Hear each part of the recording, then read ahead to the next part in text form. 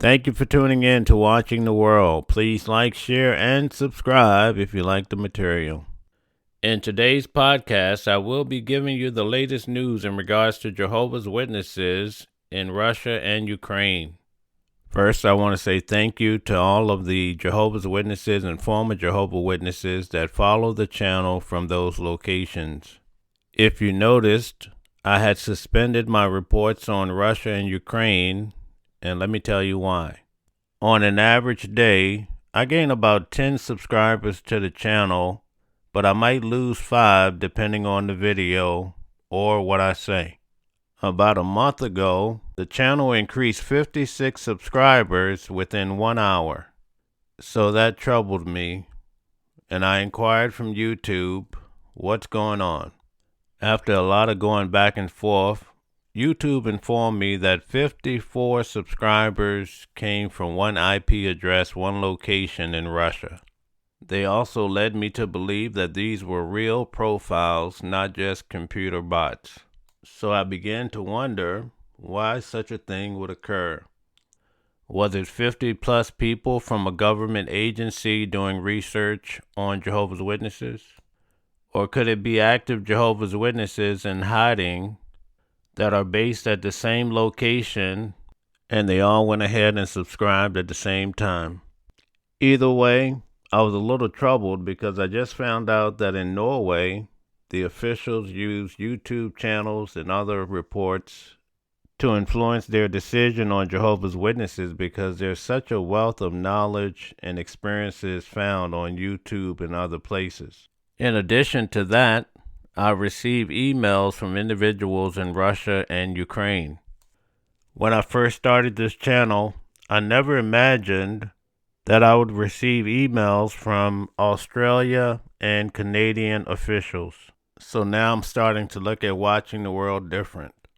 About 2 months ago, I did a video about the Ukraine.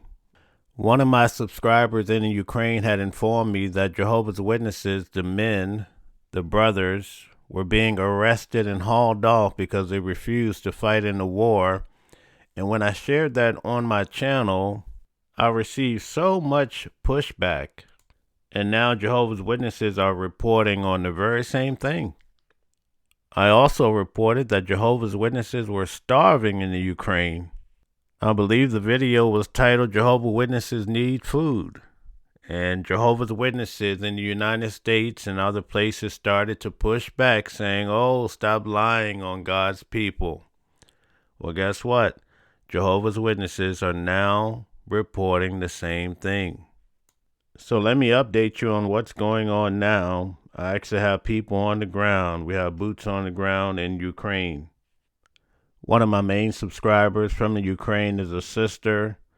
And the last time I heard from her, she arrived at the steel plant in the port city of Mariupol, Ukraine. So I'm really troubled about that because the thing that opened up her eyes about Jehovah's Witnesses was the fact that during this war, they've had to get food from the local friends, but Jehovah's Witnesses have been trying to circulate the literature, provide literature when people need food. So let me give you an example to back up my claim. Notice this example that the Jehovah's Witnesses are circulating. Just knew from the front line of war about the brothers in Ukraine. Brothers organized a big truck for a supply of literature to deliver to the brothers in areas affected with internet and power cutoff. However, the Russian army stopped the transport and were going to burn the literature. The brothers were very disappointed because they had driven many miles. Here came an older sister, and she said, I'll help you. The brothers were quite perplexed about how would this older sister help with this big truck of literature. Our dear sister approached the Russian commander and asked him what was in the truck. He replied, just waste paper, ready to be burned. To which she said, I'm poor with no means to buying fuel. Could I have this waste paper so that I can at least cook a simple meal for myself? The commander told her to do it quick. Our sister took an old wheelbarrow, unloaded, and took all the literature to her house, making numerous trips all by herself. Jehovah God always finds all of us useful at the right time and situation, giving us his wisdom to be a step ahead of Satan's obstacles. So Jehovah's Witnesses are sending trucks of literature, and our poor little sister, she has to lie to the officials so that the friends can have their spiritual food while they nearly starve to death. Let's look at a few examples from the Jehovah Witnesses website. Notice this report from April the 13th, 2022 in regards to Jehovah's Witnesses in Ukraine.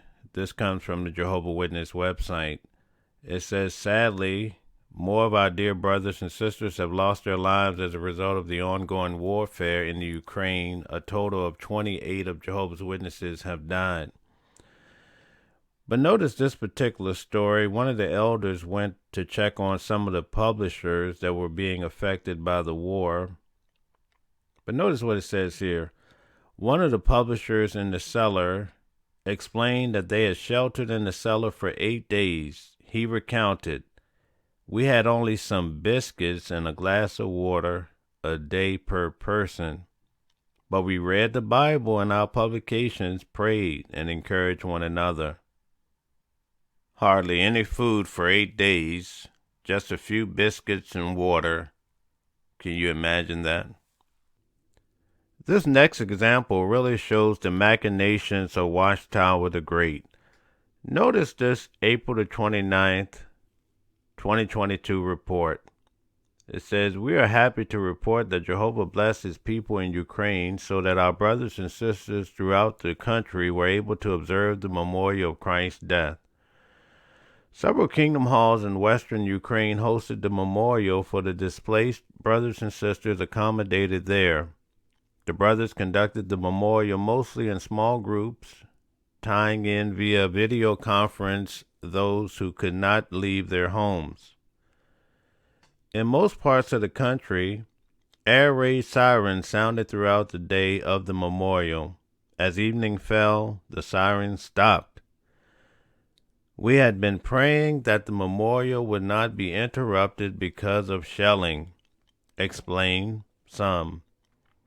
Shortly before the memorial, the shelling stopped and there were no air raid sirens. So according to this, Jehovah stopped the loud noise from the sirens, but he did not stop the bullets and the bombs, because as you can see, 35 publishers have died, 60 publishers have been injured, and so forth.